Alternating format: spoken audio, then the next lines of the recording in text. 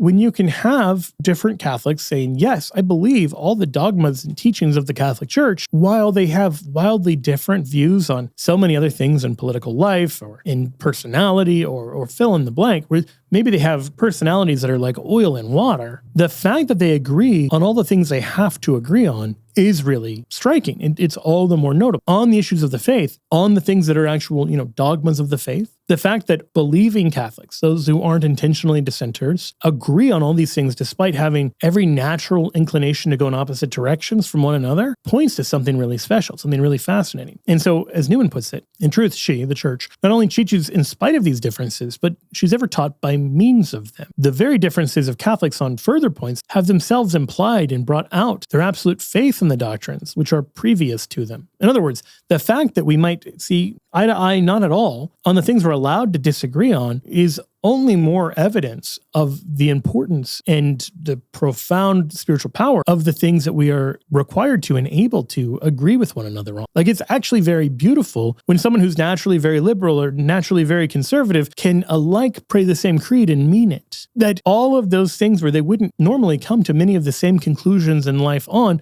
they can come to these conclusions on. That tells us something really beautiful and really fascinating. And in fact, when you have these fights on, say, how should we handle immigration problems? And both sides are pointing to principles of the faith. This doesn't undermine the faith. This points to something where both sides can recognize, yeah, this is an important principle we have to live out, and so is this other thing. In Newman's words, the doctrines of faith are the common basis of the combatants, the ground on which they contend, their ultimate authority, and their arbitrating rule. That if either side can show to the other, actually, your position contradicts Catholic teaching or contradicts this thing that the Bible very clearly teaches, they win. Like, they win the argument, right? And so that's actually an important point for church unity. So we don't want to exaggerate the unanimity and unity of Catholics, because there are real differences on non-binding issues, and there are real dissenters who reject even binding issues. But if you frame it correctly, all of that makes sense in light of the teaching of Christianity from the very beginning. You'll find all of those things in the first century. And this is still markedly different than a bunch of different denominations who don't have any principle by which they're going to resolve their differences. The church solved the problem of Jansenism. Jansenism does not exist anymore. You've got real solutions, and the fact that the magisterium, the teaching authority of the church,